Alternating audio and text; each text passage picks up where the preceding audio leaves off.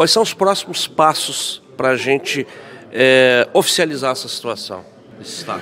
Nós já temos bem claro, o Estado do Rio Grande do Sul formalizou uma solicitação para o Ministério da Agricultura de que viesse uma auditoria específica para a área de febre aftosa na segunda quinzena de julho. Eu recebi essa solicitação, encaminhei diretamente para a nossa ministra, Tereza Cristina, e a ministra encaminhou os setores técnicos, e nesse momento essa solicitação encontra-se basicamente em definição de grupos de auditoria que virão trabalhar, ou seja, a nossa perspectiva é metade de julho, segunda metade de julho, receberemos uma uma auditoria, e essa auditoria vai dizer como estamos em relação à possibilidade de avançar ou não com relação a esse projeto. Quanto tempo leva a partir de então, e aí a decisão dessa auditoria ela é soberana? Sim, a decisão dessa auditoria é soberana, porque a decisão vai ser... É necessário que exista um interesse político, o setor privado necessita buscar o seu interesse e mostrar, porém a decisão é essencialmente técnica, ou seja, não adianta nós termos o interesse do setor privado, no entanto, não termos a condição técnica. Então, portanto, a auditoria é soberana. Nós esperamos que esse caso, como é um processo que está na agenda de prioridades do Ministério da Agricultura, seja tratado com a máxima celeridade. 6 meses? Eu diria que até mesmo antes, Alex. Mesmo antes, aí já pegaria a outra etapa, né?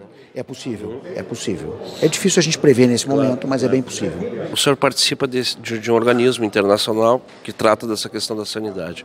A aftosa no mundo hoje, e principalmente comparando com o Brasil, aqueles países que são produtores, por exemplo, Índia, enfim, como é que está essa questão da vacinação? Como é que se situa a aftosa nesse processo? A vacinação da febre aftosa e o status de reconhecimento livre com vacinação, ele visa exatamente trazer um estágio para os países depois caminharem em direção a livre sem vacinação. Então nós temos nesses grandes players, vamos dizer, o Brasil livre com vacinação, majoritariamente, com exceção de Santa Catarina, e Índia, que é o maior exportador global de carne, sem status, ou seja, a Índia não é reconhecido como livre, na verdade é considerado um país infectado. Daí nós nos perguntamos como a Índia participa desse mercado. Basicamente, com carne de valor baixo. Mais baixo que o Brasil. Sim, eles vendem carne muito barata, eles têm uma vantagem comparativa evidente, eles estão na Ásia, junto de mercados de potencial de consumo enorme, que fazem grande parte do seu transporte, mesmo rodoviários. Os caras não precisam embarcar carne em container, eles levam de via rodoviária, mas é basicamente carne que tem uma abordagem distinta da abordagem que eu penso seja a abordagem que nós temos que trabalhar com a abordagem do Brasil. A possibilidade da Índia vir a concorrer com o Brasil em carne de qualidade é, no mínimo, a longuíssimo prazo. No caso de nós termos, vamos falar o Rio Grande do Sul, um novo status sem a vacinação, a cadeia, ou toda a produção acaba sendo mais valorizada. Sem dúvida alguma. Sem dúvida da alguma. forma como for exportado. Exatamente. Desde animais vivos, essa discussão é uma discussão muito presente. Existe interesse de alguns países que são livres de febre aftosa sem vacinação em importar animais vivos do estado do Rio Grande do Sul. Ou melhor, em importar animais vivos do estado que fornecer animais no nível que eles desejam e que tem a condição sanitária desejada. Assim como o mercado de carne. Nós temos aí os mercados de altíssimo valor agregado, como o mercado do Japão, o mercado da Coreia, mercados que oscilam em 6.500, 7 mil dólares a tonelada, que eles somente aceitam de livre sem vacinação. Então, eu volto a falar a questão do obstáculo. Isso é um obstáculo. Nós temos carne de qualidade, temos produtores responsáveis, produtores de qualidade, produzimos animais que têm uma origem genética importantíssima, de grande qualidade, e, no entanto, não conseguimos chegar lá porque nós temos a febre aftosa sendo praticada a vacinação e, muitas vezes, numa condição que ultrapassa totalmente a capacidade de gestão do produtor. O produtor pode escolher os seus animais, ele pode decidir que programa de seleção vai fazer, a idade que vai fazer, a alimentação, ele pode manejar os animais. Ele não consegue manejar o fato do Estado não ser reconhecido como livre sem vacinação. A gente tem que remover esse obstáculo para eles. Fronteiras Uruguai e Brasil, o que o Ministério planeja fazer, se há algum planejamento nesse sentido, de reforçar fiscalização, talvez, depois da suspensão? Na verdade, mais do que tudo, dá continuidade a um programa que nós temos com eles, que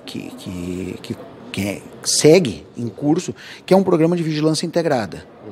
Felizmente, nós temos como vizinho o Uruguai, né? O Rio Grande do Sul é muito beneficiado nesse cenário, porque o Uruguai é um país extremamente sério, nós sabemos, é um país que frequenta fortemente o mercado internacional. É uma referência. É uma referência. E que dá muito valor à sua produção bovina. Então, é um país que, na verdade, é parceiro para que a gente trabalhe em programas integrados de vigilância. Tanto, eu estou falando não somente em relação ao trânsito de animais daqui para o Uruguai e vice-versa, mas também em termos de vigilância. Nós, inclusive, já fizemos exercícios simulados, a gente chama de simulação mesmo, né, simulacro, de um evento de febre aftosa na fronteira, na qual vieram os grupos do Uruguai participar com a gente, e também ao contrário, nós fomos participar de situações, inclusive, Alex, de curiosidade, uma situação posta da seguinte maneira: o foco estourou a 1 quilômetro da fronteira.